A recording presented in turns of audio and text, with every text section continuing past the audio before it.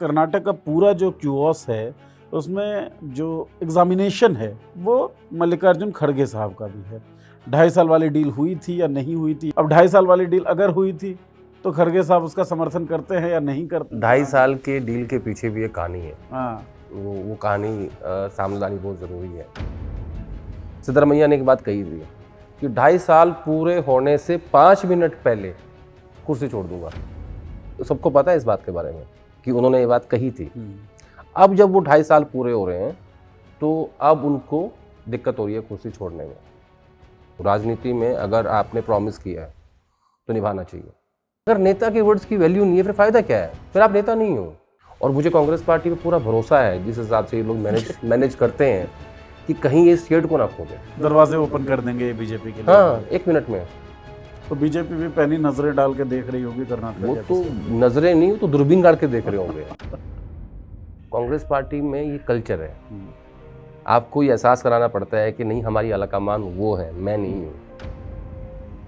मतलब सब कुछ राम भरोसे चल रहा है। ये पॉलिटिकल पार्टी थोड़ी चल रही है। चुनाव हार रहे हो, जवाबदेही है नहीं किसी की। ये प्रॉफिट मेकिंग कंपनी है अभी। अभी तक है। हाँ, लगातार हारते हुए प्रॉफिट कहाँ से आ रहा है सर?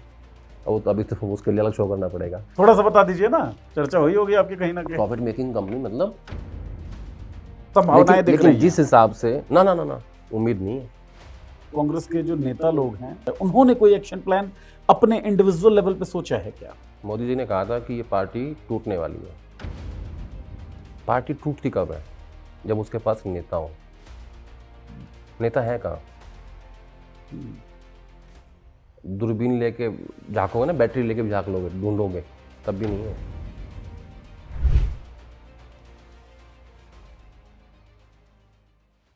नमस्कार दोस्तों, हमारे साप्ताहिक शो देखी जाएगी में आप सबका स्वागत है। हमारे साथ विराजमान हैं चेयर पर हमारे कंसल्टिंग एडिटर आदेश रावल जी। मंद मंद मुस्कान सर के चेहरे पर है और मुस्कान के साथ ये चर्चा हम लोग करेंगे। आपको पता है हम लोग यात्रा करते हैं इस शो में, और आज यात्रा ज़्यादातर हम करेंगे पूरे भारत की तो हम करते हैं। पड़ाव सबसे बड़ा रहेगा कर्नाटक में। कर्नाटक में क्यों रहेगा पड़ाव? चर्चा सुन के आपको समझ में आ जाएगी। तो एक शेर है कि हमें तो अपनों ने लूटा, गैरों में कहाँ दम था। लेकिन कांग्रेस की अगर बात कहें तो गैरों से भी लूट रही है और अपनों से भी लूट रही है। अपनों से लूटने की कहानी कर्नाटक में शायद लिखी जा रही है। उस कहानी के क्या क्या किरदार हैं, उस कहानी के पीछे कौन कौन सी कहानियां, ये सब आदेश जी से हम लोग जानेंगे। लेकिन आदेश जी, शुरू करने से पहले एक सवाल मुझे लगता है कि दर्शकों ने हमसे पूछा, बड़ा गंभीर सवाल, और मेरे दिमाग में भी यह सवाल कई बार आता है कि आप पे हम फेंक के मार दें वो सवाल। भाई साहब, ये जो न्यूज़ आप दिखाते हैं ये जो हम लोग चर्चा करते हैं, आप जो खबरें लाते हैं, सूचनाएं लाते कहाँ से हैं? हमारे दर्शकों का भी सवाल है। हमारा और क्या बिजनेस है? कोई शुगर ठीक फैक्ट्री तो है नहीं। बात। हमारा बिजनेस तो न्यूज़ ही है ना। तो बेसिकली ये ना एक्सपीरियंस से आती है। अब क्योंकि मुझे 18 साल हो गए हैं इसमें, और लोगों से मिलते जुलते बात करते हैं, बहुत सारे लोगों से मिलना पड़ता है इन्फॉर्मेशन निकालने के लिए, और फिर उसमें से फिर छांटनी पड़ती है कि कौन सी इन्फॉर्मेशन को आपको बाहर निकालना है। क्योंकि अगर सोर्स ये कहता है कि नहीं आप इसको मत यूज़ करिएगा, तो हमें फिर सोर्स को प्रोटेक्ट करना होता है। क्योंकि अगर हमने एक बार भी सोर्स को डिच कर दिया तो मुझे लगता है कि क्योंकि हमारा रोज़ का काम है ये, हमें रोज़ खबर चाहिए, आगे से इन्फॉर्मेशन मिलना बंद हो जाएगी। तो सोर्सेज हैं बहुत सारे जो डेवलप किए हैं बहुत सारे सालों में, और उनके अंदर एक भरोसा है कि अगर आदेश को बताएंगे तो उतना ही यूज़ करेगा जितना करना है, और जिसको कहेंगे कि ये मत करना वो मैं नहीं करता हूँ। क्योंकि आपको तो रोज इन्फॉर्मेशन चाहिए। ठीक बात है। और दर्शकों को जो आनंद आता है इस इन्फॉर्मेशन में, इन कहानियों में, तो वो फिर आएगा नहीं। तो हमें सोर्स को प्रोटेक्ट करना है और दर्शकों को भी खुश रखना है कि उन तक हमारी खबरें पहुंचे, उन तक हमारा एनालिसिस पहुंचे। तो ये एक दिन में ऐसा नहीं होता कि आप के पास इतनी इन्फॉर्मेशन आ रही है, इसके पीछे सालों का संघर्ष है। ठीक बात है। ये एक इन्वेस्टमेंट है, बेसिकली इन्वेस्टमेंट है, सालों का संघर्ष है, वफादारी है, नेक नियति है, जिसकी वजह से और सोर्सेज जो है खबर देते हैं, इन्फॉर्मेशन देते हैं, जो इन्फॉर्मेशन आप तक पहुंचती है। तो बहुत सारी कहानियां सुनाते हैं आदेश जी। कहानियां सुनेंगे हम और जानेंगे कर्नाटक की हकीकत को। आदेश जी, एक ट्वीट में आपका पढ़ रहा था जिसमें आपने कहा कि कर्नाटक का पूरा जो क्यूओस है उसमें जो एग्जामिनेशन है वो मल्लिकार्जुन खड़गे साहब का भी है। 2.5 साल वाली डील हुई थी या नहीं हुई थी, एक बड़ा सवाल है। अब 2.5 साल वाली डील अगर हुई थी तो खड़गे साहब उसका समर्थन करते हैं या नहीं करते हैं, ये एक सवाल है। आप लिख रहे हैं कि जो अध्यक्ष महोदय हैं उनसे जुड़े सूत्र बताते हैं कि हुई थी डील। तो कैसे कैसे डील हुई थी और क्या क्या 2.5 साल के डील के पीछे भी एक कहानी है। हाँ, वो कहानी सामने लानी बहुत ज़रूरी है। तो इसलिए मैं इसकी शुरुआत करना चाहता हूँ 2023 के कर्नाटक चुनाव से, जब कांग्रेस को लगभग 140 सीटें वहाँ पे उन्होंने जीती और उसके बाद फिर संघर्ष शुरू हुआ कि कौन बनेगा मुख्यमंत्री। तो तब लगभग तय था कि, और डी के शिव कुमार पीसीसी प्रेसिडेंट थे, और डी के शिव कुमार संगठन के लिहाज से बहुत अच्छे नेता हैं। उनको संगठन की समझ है, कार्यकर्ताओं को कैसे जोड़ के रखना है, संगठन कैसे चलाना है। मतलब मैं इसको ऐसे कह सकता हूँ कि वो एक सफल अध्यक्ष रहे हैं। तो 2023 में संघर्ष चालू हुआ मुख्यमंत्री बनने का, जो कांग्रेस पार्टी में अक्सर हर राज्य में होता है। जैसे 2018 में राजस्थान, छत्तीसगढ़, मध्य प्रदेश में हुआ था। वहाँ एक तरफ सचिन पायलट, अशोक गहलोत थे, एक तरफ टीएस बाबा और भूपेश बघेल थे, एक तरफ कमलनाथ और सिंधिया थे। तो वैसा ही संघर्ष कर्नाटक में शुरू हुआ सिद्धरामैया और डीके के बीच में। तो फाइनली ये तय हो गया कि भाई 2.5 साल का फॉर्मूला है। मतलब ये तय हुआ था? ये तय हुआ था। और वो तय कैसे हुआ तो बताता हूँ। खड़गे साहब, राहुल गांधी, वेणुगोपाल और वहाँ के महासचिव प्रभारी रणदीप सिंह सुरजेवाला, डी के शिव कुमार और जो इम्पोर्टेंट लोग राहुल गांधी के दफ्तर या उनके इर्द गिर्द हैं या खड़गे साहब के जो इम्पोर्टेंट लोग हैं, उन सब को इस बात की जानकारी थी कि 2.5 साल का फॉर्मूला तय हुआ। तो तब सिद्धरामैया ने एक बात कही थी कि 2.5 साल पूरे होने से 5 मिनट पहले कुर्सी छोड़ दूंगा। और ये सबको पता है इस बात के बारे में कि उन्होंने ये बात कही थी। अब जब वो 2.5 साल पूरे हो रहे हैं तो अब उनको दिक्कत हो रही है कुर्सी छोड़ने में। तो फिर ये हुआ कि इस 2.5 साल की जो ये फॉर्मूला है, इसको मीडिया के सामने अनाउंस कर दो ताकि बाद में दिक्कत ना हो। और मीडिया के सामने आपने कह दिया कि 2.5 साल सिद्धरामैया रहेंगे और 2.5 साल डी के शिव कुमार रहेंगे। लेकिन उस बात पे खड़गे साहब ने ये कहा कि ऐसा करना नहीं चाहिए मीडिया के सामने, क्योंकि मैसेज ठीक नहीं जाएगा। अधिकारी काम नहीं करेंगे, मंत्री अपने हिसाब से काम करेंगे, तो उनके दिल दिमाग में ये रहेगा कि नहीं 2.5 साल बाद तो डीके आने वाले हैं और 2.5 साल तक सिद्धरामैया है, तो एक स्टेबल और एक बढ़िया सरकार नहीं चल पाएगी। ब्रॉडर परसेप्शन ये भी जाएगा कि पार्टी मजबूत नहीं है, इसलिए दो नेताओं बांट दिया गया। झूल रहे। तो बोले इसको मीडिया के सामने मत लेके जाओ। ये खड़गे साहब ने इंटरवीन करके कहा और कहा कि ठीक है 2.5 साल हो गया, लेकिन इसको सार्वजनिक मत करो। तब ये डील 2023 की हुई। अब समस्या ये नहीं जो भी दिखाई दे रही है, भाई ठीक है खड़गे साहब का इम्तिहान है क्योंकि वो कांग्रेस प्रेसिडेंट है, और कांग्रेस प्रेसिडेंट होने के नाते। और एक और समस्या है, खड़गे साहब का भी एक सपना रहा है कर्नाटक के मुख्यमंत्री बनने का, क्योंकि वो राज्यसभा के नेता विपक्ष रह चुके हैं, वो कांग्रेस प्रेसिडेंट हैं, लेबर मंत्री रहे हैं देश के, रेल मंत्री रहे हैं देश के, वहाँ पे मंत्री रहे हैं कर्नाटक में, विधायक रहे हैं, सांसद रहे हैं, वो सब कुछ सारे पदों पे रह चुके हैं। मुख्यमंत्री नहीं बन पाए वो, और उनको 2 बार रोका गया। एक बार उनको रोक के एसएम कृष्णा को बनाया गया और दूसरी बार उनको रोक के सिद्धरामैया को बनाया गया। तो उनके मन में भी एक टीस तो है कि भाई मुझे भी मुख्यमंत्री। तो क्या ये जो 2 घोड़े दिख रहे हैं इस रेस में दौड़ते हुए फिलहाल, डी के शिव कुमार और सिद्धरामैया, इसके अलावा तीसरा घोड़ा भी कहा जा सकता है? नहीं, देखो खड़गे साहब क्योंकि कांग्रेस प्रेसिडेंट है, बेटा तो है उनका, बेटा अभी थोड़ा सा जूनियर है। जितने बड़े नेता वहाँ पे मौजूद हैं, सिद्धरामैया, डी के शिव कुमार, एमबी पाटिल, के.जे. जॉर्ज, प्रियांक खड़गे भी उसमें एक है, मैं उसको मना नहीं कर रहा हूँ, जी परमेश्वर, बी.के. हरिप्रसाद, तो काफी सीनियर लोग हैं वहाँ पे। नेताओं की भरमार है कांग्रेस पार्टी में कर्नाटक के अंदर, और इसीलिए अच्छा बड़ा स्टेट है जी। तो मैं खड़गे साहब के इम्तिहान की बात कर रहा था। वो इस तरीके से है कि उनके सामने उनके सामने ये वायदा हुआ 2.5 साल का। अब उनसे सवाल पूछा गया कर्नाटक में, तो कहते हैं कि आलाकमान तय करेगा। हाँ, अरे भाई आलाकमान आप ही तो हो, ठीक बात है भाई, आप भी तो आलाकमान का हिस्सा हो। सबसे बड़े पद पे तो आप ही बैठे हुए हैं भाई। नहीं ठीक है, गांधी इस पार्टी में इम्पोर्टेंट फैक्टर है, लेकिन क्योंकि आप कांग्रेस प्रेसिडेंट हैं तो आपको भी आलाकमान कह के एड्रेस किया जाता है। तो वहां पे उन्होंने कुछ एमएलए को कहा ये बात ऑफ रिकॉर्ड कि हाँ 2.5 साल का वायदा हुआ था।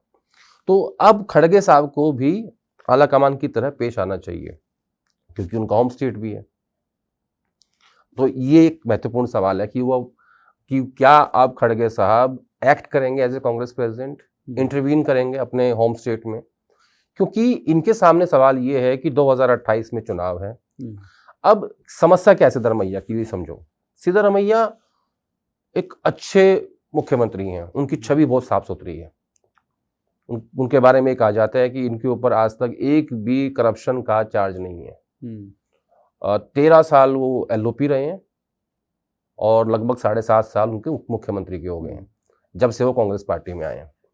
लेकिन इस दूसरे कार्यकाल में उनके बेटे को लेके काफी करप्शन चार्जेस हैं जी। उनकी वाइफ का एक जमीन का मामला आया था, उसमें काफी गंभीर चार्जेस लगे। उनके आसपास के मंत्रियों के ऊपर करप्शन चार्ज लग रहे हैं। तो जो उनका पहला कार्यकाल था ना, अगर हम दूसरे को उससे कंपेयर करें तो उसमें मुझे लगता है कि अच्छे से वो अपनी पारी खेल नहीं पा रहे हैं।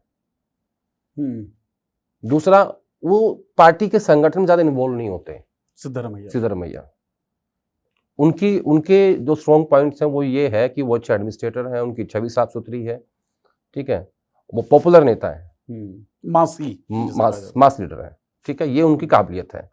लेकिन इस टेन्योर में उनके ऊपर जो करप्शन की बात आई, उनकी पत्नी को जो जमीन दी गई एक्सचेंज में, वो प्राइम लोकेशन पे दी गई, उसका प्राइस बहुत हाई था, फिर वो बात उठी, लोकायुक्त तक वो बात गई। हालांकि बाद में क्लीन चिट मिल गई क्योंकि सरकार तो आप ही की है, क्योंकि कत्ल भी आपने किया और जांच भी आप करोगे, भी आप हैं। और दूसरा, उनके बेटे को लेके चार्जेस थे कि ट्रांसफर पोस्टिंग में और बड़े बड़े जो भी ठेके या जो भी होता है सरकार में डील्स होती हैं, उन सब में भी उनके ऊपर खुले चार्जेस लग रहे हैं। वो खबरें दिल्ली तक नहीं आती। मतलब भ्रष्टाचारी ना होने वाली जो बात थी उस पर तो डेंट पड़ गया। इस टेन्योर में डेंट पड़ा है बड़ा भारी। अब आओ डीके के ऊपर। डीके की जो स्ट्रॉन्ग पॉइंट्स है वो क्या है कि एक तो वो संगठन का आदमी है, दूसरा संगठन के लोगों से कैसे काम लेना वो उनको आता है, तीसरा मैं कहूँगा कि पीसीसी प्रेसिडेंट है, सफल हैं, और हाई कमांड के भी काफी लॉयल हैं। और जिन जिन राज्यों में जो जिम्मेदारी दी जाती है, हालांकि सीएम भी करते हैं, वो डीके ज्यादा करते हैं। और सबसे महत्वपूर्ण बात ये कि 2.5 साल का फॉर्मूला तय हुआ था और वो उसमें कांग्रेस आलाकमान शामिल थी। आलाकमान में सब लोग इंक्लूडिंग गांधी एंड खड़गे साहब ठीक है, और महासचिव प्रभारी और संगठन महासचिव और भी कई महत्वपूर्ण लोग थे, वो सबको पता है। और वो जो लाइन है ना कि 2.5 साल पूरा होने से 5 मिनट पहले छोड़ दूंगा, इसको मैं एग्जैक्टली कोट कर रहा हूँ, सबके सामने सीधे बोला गया है। हाँ। तो ये पूरी कहानी है कर्नाटका की। अब होता क्या है, अगर आप स्टेटस को रखो तो आपके लिए आसान है बहुत, लेकिन अब जब बदलाव की बात है, देखो राजनीति में मैं सिंपल मानता हूँ, राजनीति में अगर आपने प्रॉमिस किया है तो निभाना चाहिए। आपके वर्ड्स की वैल्यू होनी चाहिए। अगर नेता के वर्ड्स की वैल्यू नहीं है फिर फायदा क्या है? ठीक बात है, फिर आप नेता नहीं हो। आपने ये गलती राजस्थान में करी, आपने ये गलती छत्तीसगढ़ में करी, आपने ये गलती मध्य प्रदेश में करी, और अगर अब आप चाहते हो कि आपके वर्ड्स का सम्मान हो, और खास तौर पर कर्नाटका में, लेकिन एक और समस्या है, सिर्फ कांग्रेस पार्टी के पास 3 ही राज्य हैं अपने, कर्नाटका, तेलंगाना और हिमाचल प्रदेश तो वो छोटा प्रदेश है। जो महत्वपूर्ण सबसे इंपॉर्टेंट स्टेट है वो कर्नाटका है।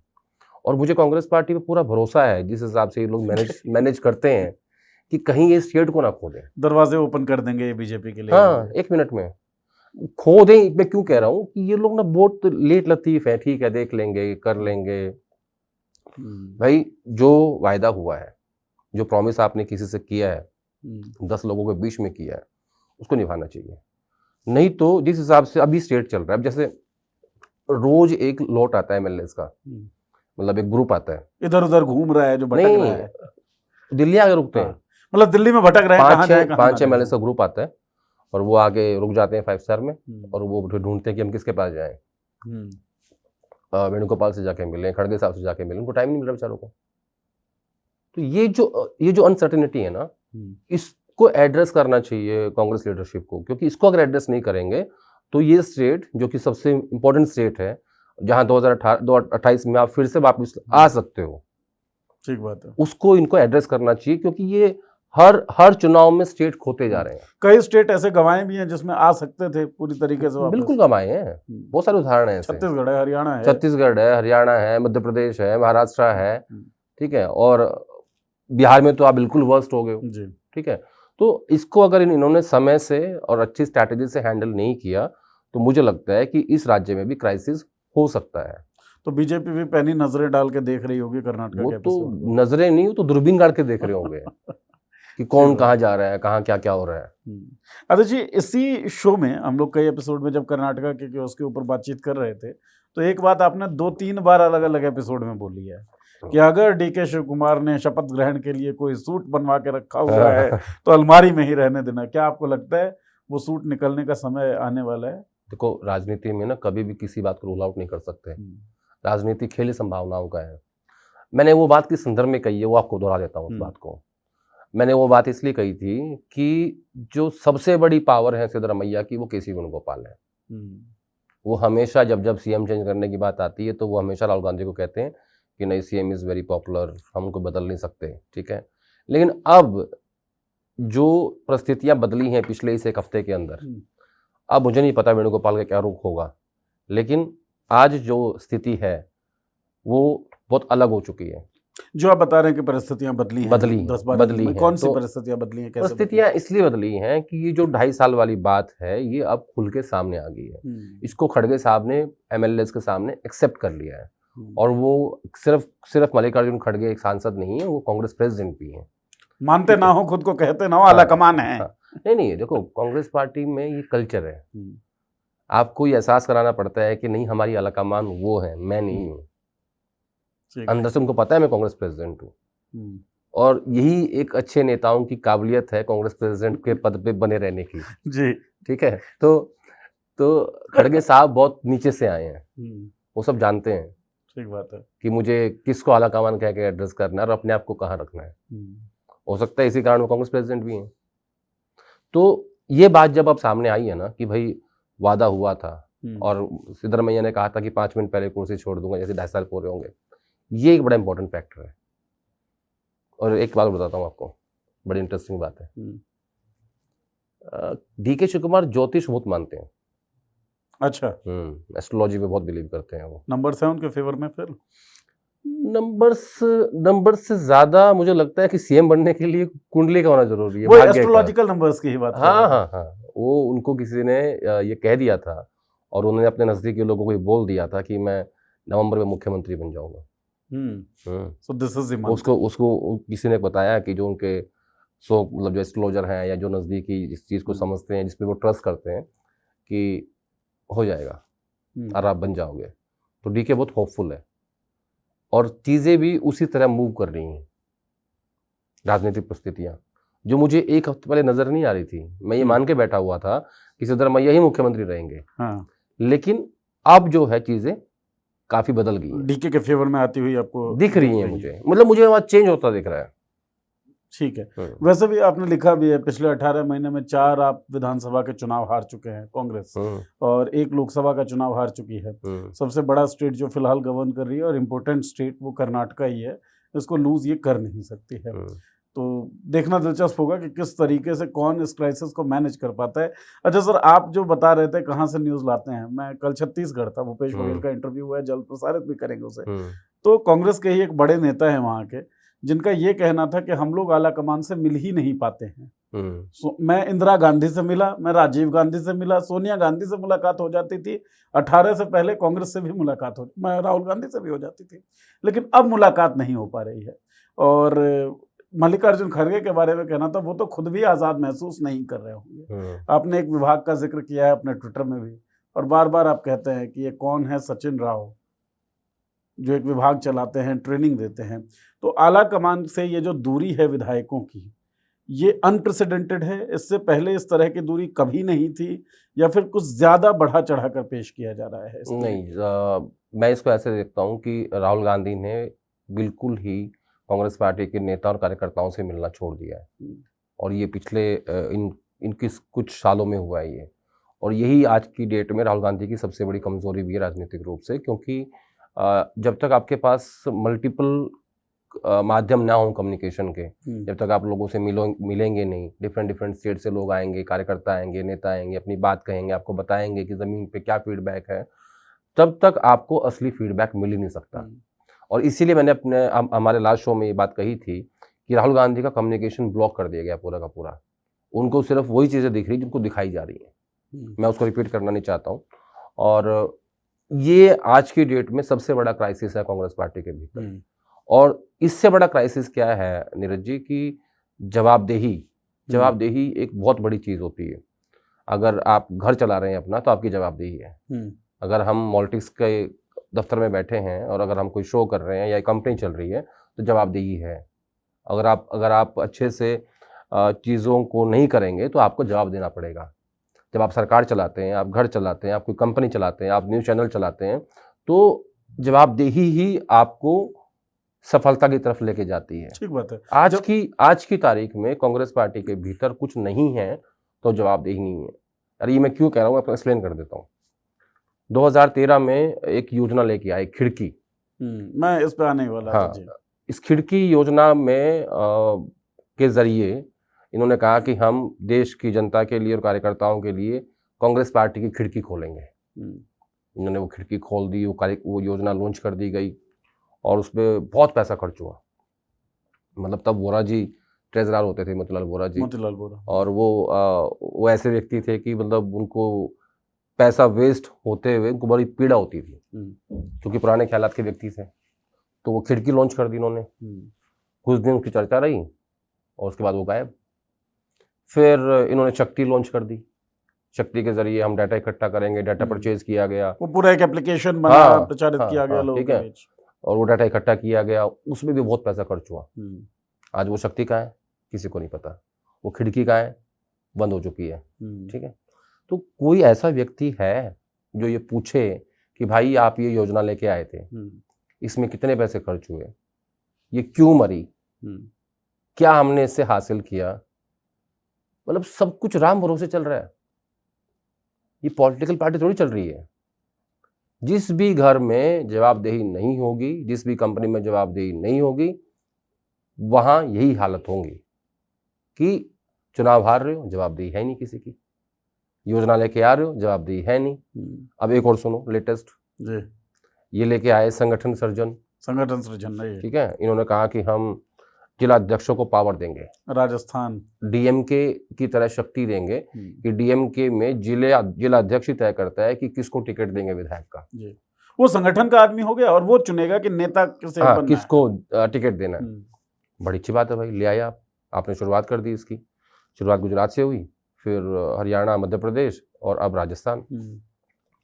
12 विधायक राजस्थान में डिस्ट्रिक्ट प्रेसिडेंट बने हैं, खुद को टिकट देने के लिए बन गए। ठीक है, अब वो क्या खुद की सिफारिश करेंगे? जो आपकी योजना का मूल आधार था, आप अभी तो पूरे देश में हुआ भी नहीं है, आप उससे भटक गए। अब आप आ जाओ कांग्रेस पार्टी के ट्रेनिंग पे। ट्रेनिंग देते हैं सचिन राव जी, उनका डिपार्टमेंट है ट्रेनिंग देने का, उस कारण से वो CWC में भी हैं। उस ट्रेनिंग के जरिए वो देते हैं बौद्धिक ट्रेनिंग। राजनीतिक दल को चाहिए होती है राजनीतिक ट्रेनिंग, बूथ की ट्रेनिंग, चुनाव की ट्रेनिंग, ठीक है, जिले की ट्रेनिंग, चुनाव जीतने की ट्रेनिंग, BLO से कैसे बात करनी है उसकी ट्रेनिंग, अपने वोट कटने से कैसे रोकनी है उसकी ट्रेनिंग, वोट चोरी जो हो रही है उसकी पहले ही आइडेंटिफिकेशन, वोट चोरी की जो आप कह रहे हो कि वोट चोरी हो रही है उसको रोकने की ट्रेनिंग, कुछ भी नहीं है वैसा। और कौन वो लोग कहाँ हैं जिनको पिछले कुछ सालों में आपने ट्रेनिंग दी, वो लोग कहाँ काम कर रहे हैं? किन राज्यों में आप उनको उस ट्रेंड लोगों के साथ गए और उन्होंने वो चुनाव जिताया आपको, या ट्रेनिंग का फायदा पार्टी को मिला? कोई जवाब नहीं है। अच्छा, दूसरा ये है कि आइडियोलॉजिकल ट्रेनिंग या बौद्धिक ट्रेनिंग जो है वो भी जरूरी है, लेकिन उसके आधार पे आप कितना काट पाए हैं जो आपके खिलाफ डिसइंफॉर्मेशन फैलाया गया है। मैं वही तो कह रहा हूँ कि वो जो आपने लोग ट्रेंड किए हैं पिछले कुछ सालों में, उन्होंने कहाँ काम किया, उन्होंने कहाँ कंट्रीब्यूट किया, उन्होंने पार्टी के लिए क्या किया, इसका भी तो जवाबदेही होनी चाहिए। बिल्कुल होनी चाहिए, नहीं है। तो ट्रेनिंग में जवाबदेही नहीं है, खिड़की में नहीं है, शक्ति में नहीं है, संगठन सर्जन में नहीं है, चुनाव हारते जा रहे हो वहाँ नहीं है, ठीक है। तो फिर कोई भी चाहे वो प्रॉफिट मेकिंग कंपनी क्यों ना हो, वो डूब जाएगी। ठीक बात है। जवाबदेही के बगैर ये घर नहीं चलता, जवाबदेही के बगैर तो ये तो इस देश की सबसे बड़ी पुरानी पार्टी है। जी। अगर आप घर में जवाबदेही तय ना करें, वो घर नहीं चल सकता। और ये पार्टी कब की है? इस देश की सबसे बड़ी पुरानी पार्टी 1885 की, और इसमें जवाबदेही नहीं है। और कमाल की बात ये है कि किसी की नहीं है। सब फ्रीली स्वच्छंदता से घूम रहे हैं। इसको लगा कि खिड़की ले आओ, खिड़की ले आया, किसी को लग रहा है शक्ति ले आओ, शक्ति ले आया, किसी को लग रहा है आईवाईसी में इलेक्शन करवा दो, इलेक्शन हो गए। कोई उसकी मॉनिटरिंग नहीं है, कोई पोस्टमार्टम नहीं किया जा रहा है कि भाई योजनाएं सफल हो रही हैं। किसी ने चेक किया कि वेणुगोपाल जी जीएसओ हैं, उनके लीडरशिप में जितने चुनाव हुए हैं उसका रिपोर्ट कार्ड क्या है? किसी ने चेक किया? हमने चर्चा की है। हमने की थी वो नहीं, हमारा तो काम है, पार्टी की बात कर रहा हूँ। किसी ने ये चेक किया कि 5 राज्यों के स्क्रीनिंग कमेटी के चेयरमैन अजय माकन जी रह चुके हैं और वो 5 राज्य हार गए? किसी ने चेक किया? क्यों हारे भाई? कोई जवाबदेही नहीं है। जितेंद्र सिंह जहां जहां के इंचार्ज रहे हो, तमाम स्टेट आप हार जाते हो। किसी ने चेक किया? किसी ने पूछा? आप पंजाब क्यों हारे? किसी ने पूछा? किसने हराया आपको पंजाब? किसी की नहीं है। कोई सेंस ऑफ अकाउंटेबिलिटी नहीं, बिल्कुल नहीं है। मैं तो उदाहरण देके बोल रहा हूँ। हाँ, ठीक बात है। और अभी क्या है ना, ये समझ रहे हैं, अभी ये प्रॉफिट मेकिंग कंपनी है। अभी तक है। हाँ, लगातार हारते हुए प्रॉफिट कहाँ से आ रहा है सर? तो अभी तो उसके लिए अलग शो करना पड़ेगा। अलग शो थोड़ा सा बता दीजिए ना, चर्चा हुई होगी आपकी कहीं ना कहीं। प्रॉफिट मेकिंग कंपनी मतलब अभी ये कंपनी डूबी नहीं है, संभावनाएं दिख रही हैं। जिस हिसाब से ना उम्मीद नहीं है। और जहाँ उम्मीद मर जाती है ना, वो खतरनाक होता है। इंसान को उम्मीद ही जिंदा रखती है।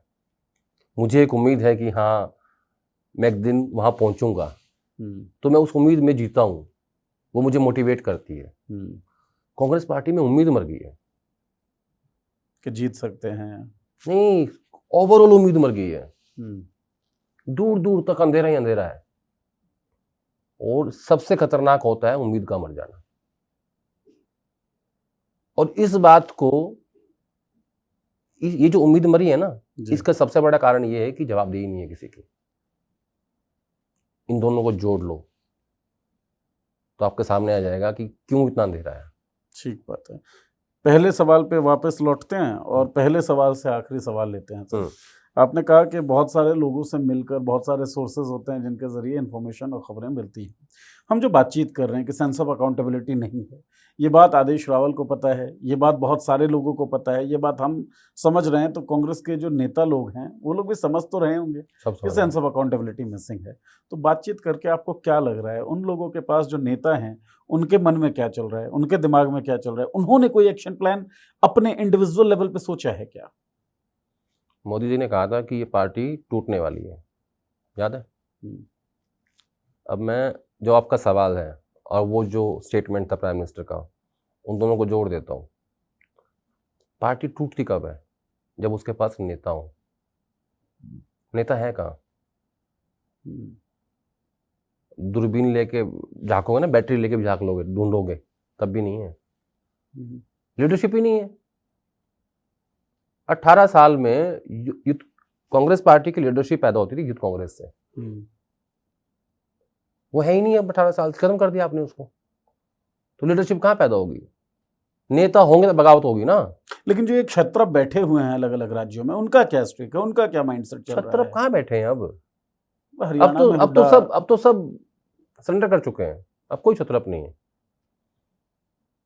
दोनों तरफ से, एक तरफ से नहीं। मतलब फिर वही बात मैं इसको ऐसे प्लेस कर देता हूं कि अब पूरी जो कांग्रेस है वो राहुल गांधी की कांग्रेस है। पहले क्या होता था, सोनिया जी की कांग्रेस में और राहुल गांधी की कांग्रेस में ये चीजें चलती रहती थी, ठीक है? तो वो छत्रप जो थे वो माना जाता था कि वो सोनिया जी के हैं। अब तो कुछ वैसी बात ही नहीं है। अब तो पूरी कांग्रेस राहुल गांधी की है और सबके मन में पीड़ा है। जैसे मैंने लास्ट में भी कहा था कि कोई बोलता नहीं है, ना कोई बोलेगा भी नहीं। ये भी पता है मुझे, कोई बोलेगा भी नहीं। लेकिन ये जो अंधेरा है, ये जो उम्मीद मर गई है ना, ये उन सबको पता है। अब जैसे जो प्रोफेशनल लोग होते हैं वो अपने भविष्य के बारे में चिंतित होते हैं कि हमारे भविष्य का क्या होगा। ऐसे ही कांग्रेस के भीतर भी तो लोगों की उम्मीद मर रही है उससे, भविष्य नजर नहीं आ रहा ना सर देखिए एक और जितने लोग छोड़ के गए हैं हाँ उसमें एक बड़ा कारण ये भी था। ठीक है, एक चीज जो पिछले बार भी मैं जानने की कोशिश कर रहा था, इस बार भी मैं कोशिश करूंगा, हरियाणा की अगर हम बात करें तो हरियाणा में नेता कौन, वो देखते हैं भूपेंद्र सिंह हुड्डा।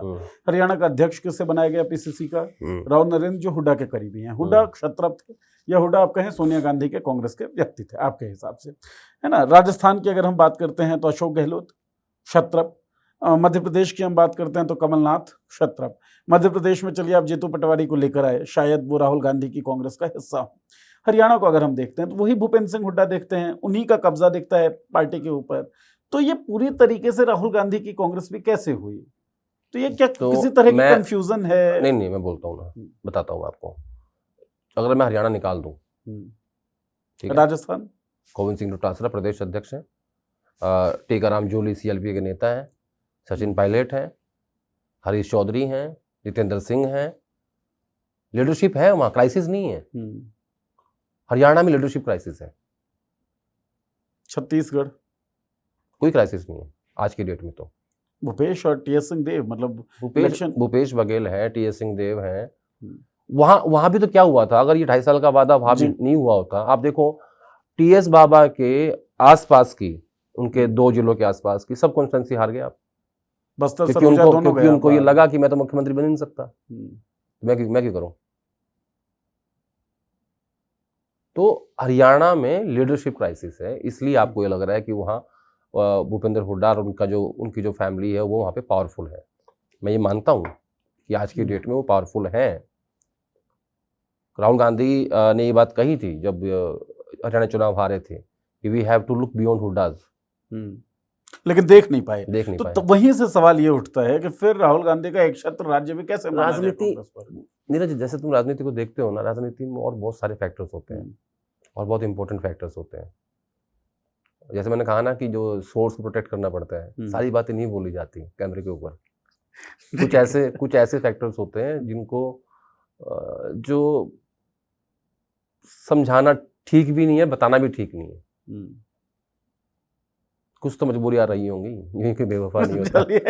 ये खैर मैं नहीं मानता कि आदेश जी हमसे बेवफाई कर रहे हैं नहीं बता के। नहीं मैं नहीं कर रहा हूँ, आप बता, मैं हरियाणा की बात कर रहा हूँ। ठीक है, तो हरियाणा की स्थितियां बाकी राज्यों से अलग हैं, वो अलग क्यों हैं आपको अगर समझ में आ रहा हो तो आप भी बताएं, और उसके बाबत कोई सवाल हो तो वो पूछ लें। इस बार तो हमने अपने से रिलेटेड सवाल इंक्लूड किया था, लेकिन इस बार आपसे रिलेटेड सवाल ही इंक्लूड करेंगे। कर्नाटका में जो स्थिति कांग्रेस जिस स्थिति से गुजर रही है वो स्थिति कांग्रेस के लिए बहुत अफसोसजनक होगा और चिंताओं में होगा। केवल 3 राज्य बचे हैं कांग्रेस के पास, कर्नाटका, तेलंगाना और हिमाचल प्रदेश। क्या कांग्रेस बिल्कुल इस बात में कंफर्टेबल है कि एक और राज्य हार जाए और बीजेपी के लिए दरवाजे साउथ के भी ओपन कर दे? ये कांग्रेस को देखना होगा। आपको क्या लगता है? अपनी राय वीडियो के कमेंट बॉक्स में जरूर डालें। चर्चा ठीक लगी हो तो बताएं, कोई सवाल रह गया हो तो ज़रूर लिख दें। बहुत बहुत शुक्रिया देखने के लिए, और आदेश जी आपका बहुत बहुत शुक्रिया। थैंक यू सर, धन्यवाद।